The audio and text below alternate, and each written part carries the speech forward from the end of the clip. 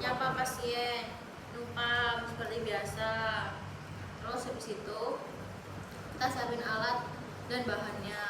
Alatnya nanti bilang ada pipa nasogastrik, terus ada lubrikan, terus ada stetoskop, terus ada plaster. Mana plaster? Oh, ya.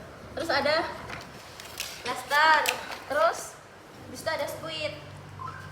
Nah, sudah kan ada disiapin alatnya sama apa ini handscoon. Terus kita bilang Ini siapin. Dirobek dulu nggak? oh iya ya masuk lazim dirobek dulu. Cara robeknya gimana, Rek? Sumpah Cara nggak bisa robeknya? aku.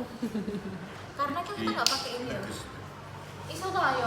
Bisa ngomong. Oh, soalnya nggak pakai sarung tangan dulu ya? Apa? Nggak usah pakai sarung tangan dulu. Kita taruh sini aja ya. Taruh di mana aja lah, plaster nggak apa-apa. Jaga-jaga lah robeknya dua kalau nggak Dua tiga aja, juga dua nggak aja. apa-apa. Jangan panjang-panjang tapi kira-kira tuh muat gitu loh. Terus setelah itu kita bilang ke bapaknya, jelasin indikasi pemasangannya. Dia tuh kayak buat memasukin cairan atau makanan. Terus setelah itu kan udah indikasi, kita jelasin prosedur pemasangannya. Jadi kita bilang kalau ini tuh akan ngerasain kurang nyaman. Terus kita suruh pasiennya tuh rileks, sama bilang nanti kalau misal dimasukin bapak lakukan gerakan menelan. Terus habis itu bapak setuju tidak, minta persetujuan. Udah habis itu minta pasiennya itu duduk atau berbaring, tapi kita katanya berbaring terlentang. Bilang bapaknya berbaring terlentang aja, bilang bapak bisa ke bed berbaring terlentang. Nah pas bapaknya ke bed kita baru cuci tangan terus apa ini pas bapaknya ke bed bapak bisa ke bed tidur terlentang dan lepas bajunya.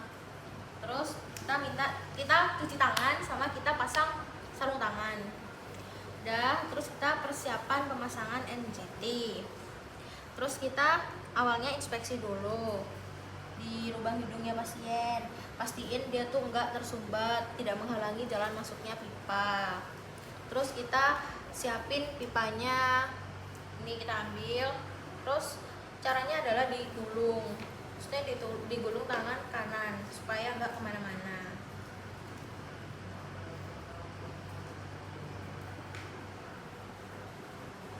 Habis itu Ukur dulu oh baru ya digulung. ini Cak. digulung terus diukur. Ukur dulu baru gulung nggak sih harusnya? Enggak, maksudnya biar enggak ya biar enggak melebar. Oh, Ya. Ya. Pokoknya gitu ya. Terus ini diukur di sini sampai ke belakang telinga, sampai ke doyo apa guys, gitulah pokoknya. Sampai ini ke kayak perut. harusnya gini deh. Jadi harus Dipangkal puncaknya, puncak hidungnya ke belakang telinga, Jangan sampai kena matanya pokoknya. Iya. Terus sampai ke sampai sini. ke antara sifoideus dan Iya, umbilical. umbilical. Udah, misal nih kita nemuin berapa ini yo? 55 nih misal. Ini 55 semua nih nanti. Misal udah temuin 55, baru kita mulai Lubrikan. pasang lubrikan. Itu 15 cm di awal. Kemarin sih dokternya bilangnya digulung supaya nggak risih kan. Ntar kita pasang lubrikannya sini, pakai pasang di 15 cm. Iya. Ya, 15 cm pertama. Habis itu kita masukin ke lubang hidung pasien. Tapi kita bilang, Pak maaf nggak nyaman. Terus waktu dimasukin bilang gerakan menelan. Kita masukin.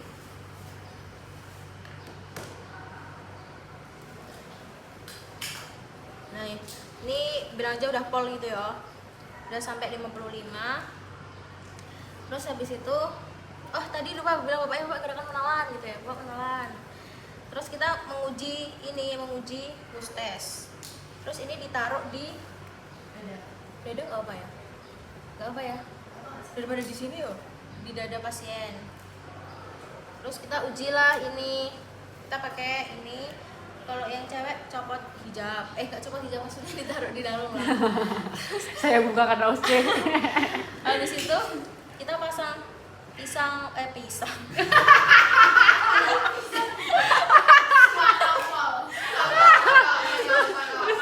Mana banget aja. Pasang squid 10 cc. Oh iya, astagfirullah. Ditarik. Aspirasi. 10 cc kan? Iya. Iya. Iya. Saya jadi bebas ya. 10 cc. Enggak sih, terserah. Iya bebas. Ini ya 10 cc. Saya aspirasi udara gitu aja. Kita aspirasi, terus kita pasang. Aku mau kentut cok.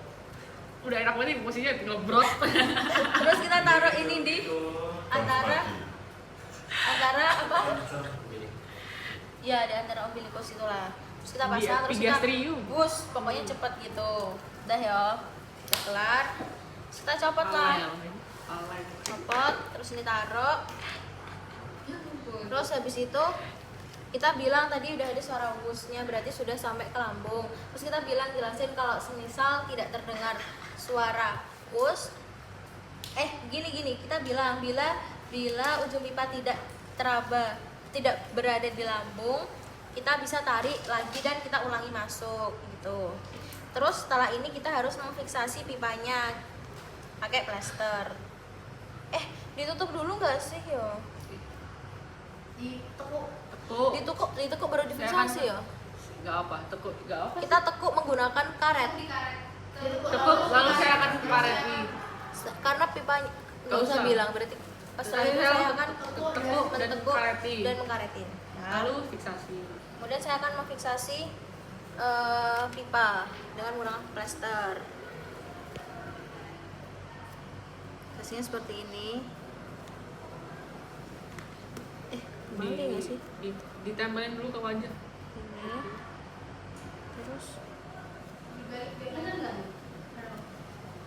Ke anu dibalik lagi.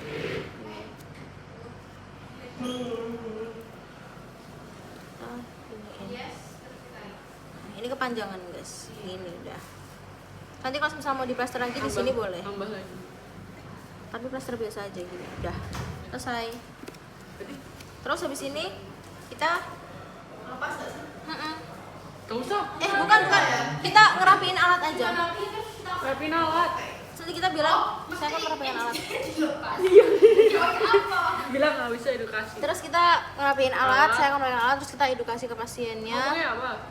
Kita bilangnya ini pastiin posisi pipa tuh sesuai di tanda awal kayak tadi, terus jaga kebersihan mulut sama hidungnya, terus intinya batasi pergerakan supaya tetap pipanya tuh tetap di posisinya gitu. Terus penggantian Terus kita bilang pergantiannya itu sekitar 5-7 hari.